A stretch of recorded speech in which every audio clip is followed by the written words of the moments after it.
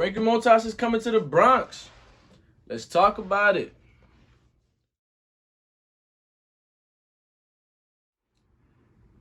So news broke while I was at work. Unfortunately, I wasn't able to get a video out sooner. Because I did believe that after the Yankees made the starting pitching trade, whether it be Rodon, Lopez, Montas, or even Quintana, that the Yankees would be done for the deadline. But news broke that the Yankees acquired Frankie Montas and Lou Trevino in exchange for Ken Waldichuk, which is the spotlight prospect in this trade, Luis Medina, J.P. Sears, who is an MLB-ready guy, and Cooper Bowman. And the Yankees got the guy they wanted. Ultimately, I do believe Luis Castillo was the number one option and was the Yankees' desired pick. But after the Mariners traded Novi Marte, the Yankees would have to give up Volpe in the trade if they wanted him, which just isn't worth it. I'm sorry, it's just not. So congratulations to the Mariners, I guess. I do believe they gave up a little too much for that. But let's just focus on the Frankie Montas trade for now. So, yeah, the Yankees got Montas. He's a guy who right now has about a 3.18 ERA on the season, has 109 Ks and 57 walks to 104 innings, roughly. And he's a guy. He is a number 2 option. Don't let the stats fool you. When you're playing for a poor organization and you have bad run support and you know the bullpen behind you probably isn't that good, it's very hard to continue to pitch at an ace level and put up Cy Young stats. What I can compare this to is Juan Soto and what his situation is going on with the Nationals. I'm not saying it's easy to pitch to him, but when you know he has no support behind him, pitchers are more likely to pitch around him, to not give him the pitch he wants because, okay, I'm not going to let you hurt us because I know no one after you is. It's hard to pitch on the mound with confidence and to your full ability when you know I'm not getting run support tonight. When you know if I give up 2 earned runs, it might be a loss, which has happened a lot to Frankie Montas this year. When you know even if I leave this game with a lead, it's probably not safe. So I do believe when he comes over to the Yankees and he receives what may be the best run support in the MLB, that he's going to pitch at a number 2 level, if not number 1, because Frankie's Montas stuff is just that legit. Like he is a ace in this league, and the Yankees have him for this half year and the next. So excited that he's going to be in rotation for another year.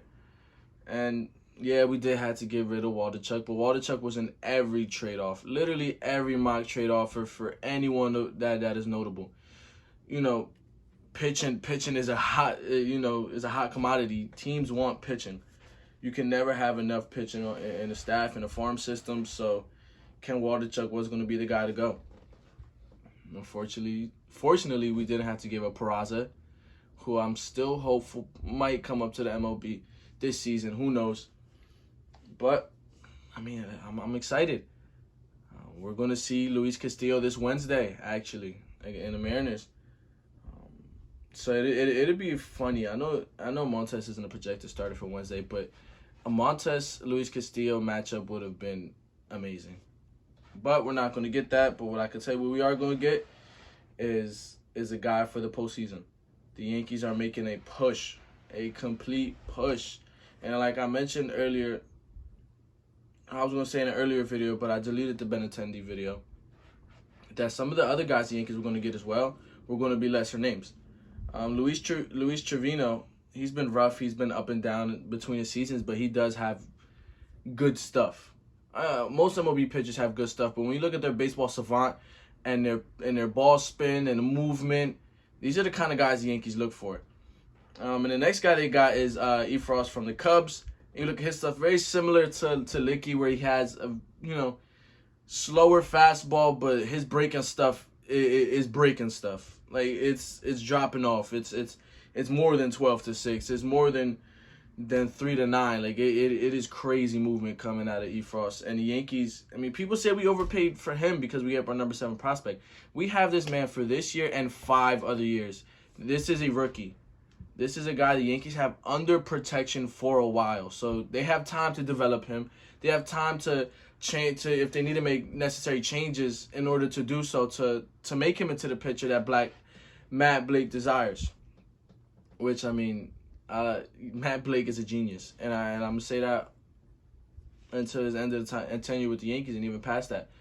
What he has done for the Yankee staff has been crazy.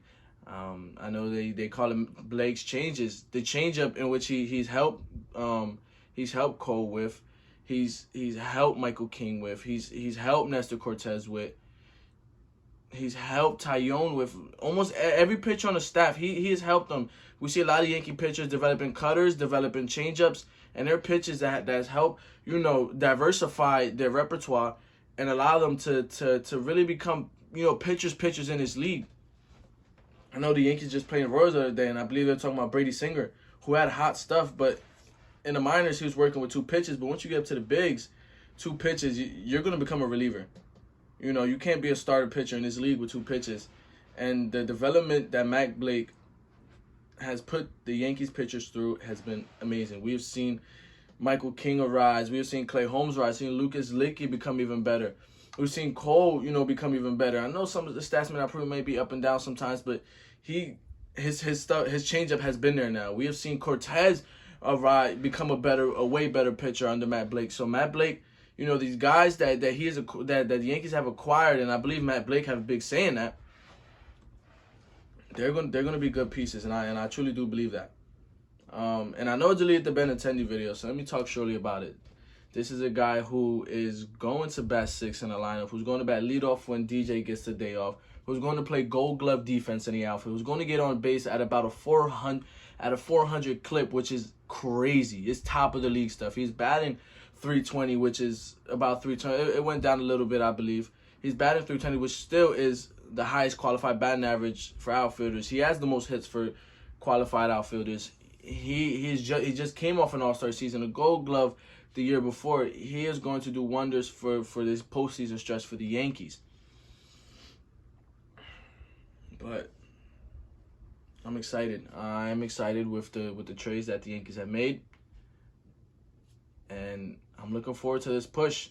I know a move that the Yankees are going to say they made so they wouldn't have to trade for another guy is Zach Britton coming back from injury. He's facing guys in simulated at bats. He's going live. I think he's going to start rehab assignments soon. But it is a move for the Yankees because we haven't had Zach Britton all year, and his stuff has always been good for the Yankees. He's always been electric.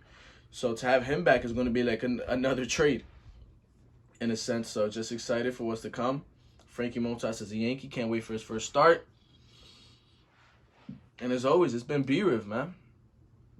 I'm sorry, I'm burping crazy. I decided not to make this video too long. Not going to give my reactions or talk more in depth about them until they play a lengthy amount of time with the Yankees. Maybe I might do a rewind on the trade deadline. But for right now, I just want to talk that the Yankees have Frankie Montas. He is on the Yankees. He is wearing pinstripes now. And he doesn't have to shave much because he doesn't have dress like Luis Castillo or a big beard like Rodon. So, that being said, it's been B-Riv, man. As always, God bless. Thank you for watching my video. See ya.